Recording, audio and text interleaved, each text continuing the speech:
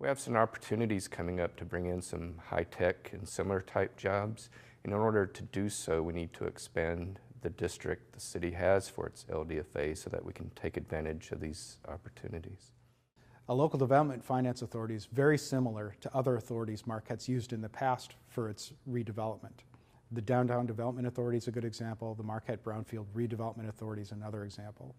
Local development finance is really a broader structure. It provides for the capture of different types of revenue that otherwise would be sent down to the state. It allows the city to keep them here for local development.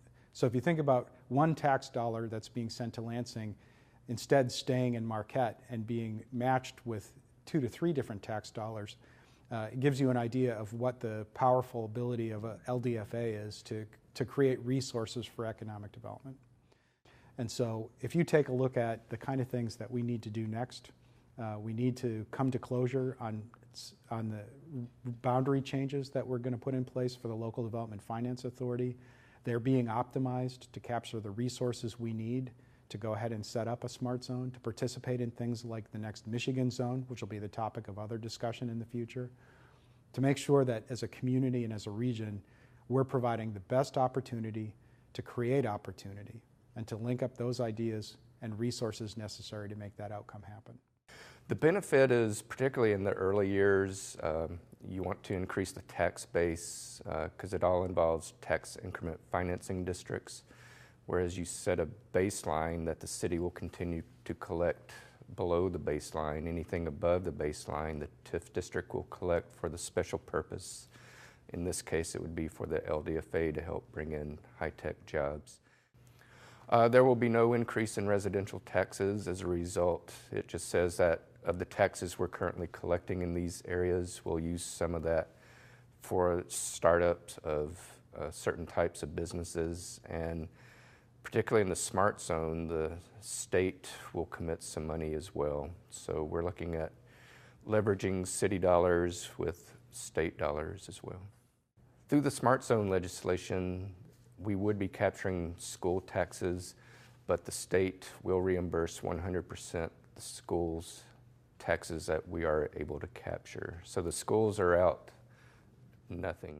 The LDFA is basically the resource provider for the Smart Zone Corporation, and the Smart Zone Corporation is where all of the action happens.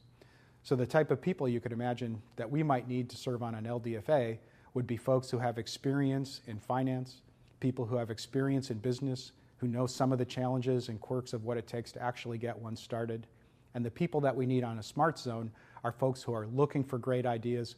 Maybe they're trying to find a way to improve their business to be able to compete, or maybe they're folks fresh out of college who have a brand new take on doing things and they need resources and experience to help them get their business established. The purpose of the LDFA would be to oversee like smart zones and next Michigan zones and those types of things. So the LDFA would be responsible for recommending a TIF district if that's what the plan was, and then that is officially approved by the City Commission.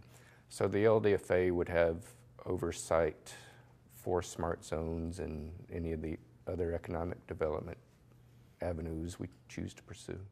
Timeline for moving forward with economic development is now. The world isn't a chivalrous place. There's no other community out there that's saying, we understand you want to compete in the same marketplace of ideas, the same type of people, and the same type of opportunities. And you know what, Marquette? Until you're ready, we're just not going to do anything. And then when you tell us you're ready, all your ducks are lined up and you're ready to compete, we'll go ahead and start competing again. The world's moving at its own pace. And if we aren't prepared, organized, resourced to meet the world on those terms, we're going to fall behind. And that's not a race that you can ever catch up and win.